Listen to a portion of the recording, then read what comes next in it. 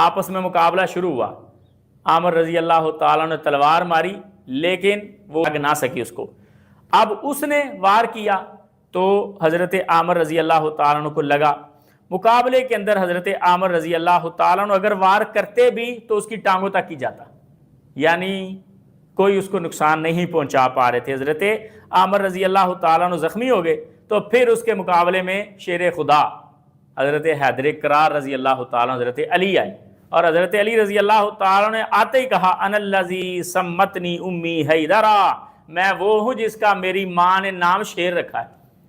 یہ نہ سمجھنا کہ کوئی عام بندہ آ گیا، اور حضرت علی رضی اللہ تعالیٰ عنہ نے اس کا مقابلہ شروع کیا اور اس کو ختم کیا اور یہ قلعہ فتح کیا۔ اب یہ سیدنا علی رضی اللہ تعالیٰ عنہ کی بہادری کے واقعات میں سے ایک واقعہ ہے، اور سیدنا علی رضی اللہ تعالیٰ عنہ کی بہادری کے بہت واقعات ہیں، لیکن اس میں بعض لوگ بڑا مبالغہ کرتے ہیں کہ سیدنا علی رضی اللہ تعالیٰ عنہ نے تلوار ماری اور وہ تلوار زمین کے اندر دنسنا شروع ہو گئی، 7 زمینوں کو کاٹ گئی۔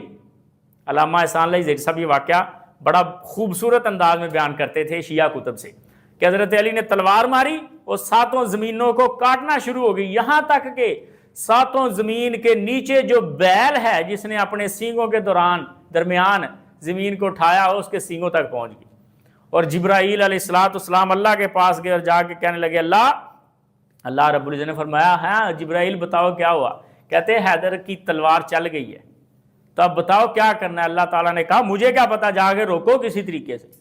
تو حضرت جبرائیل علیہ السلام نے نیچے آ کے اپنے پر رکھے اور حضرت جبرائیل علیہ السلام کے پر کا بھی کچھ حصہ کٹ گیا اور پھر وہ تلوار ہوئی۔ تو یہ مبالغے کی باتیں ہیں، اور یہ سیدنا علی رضی اللہ تعالیٰ عنہ کی شان میں بڑھائی کا سبب نہیں بنے گی بلکہ دین اسلام کے مذاق کا سبب بنے گی۔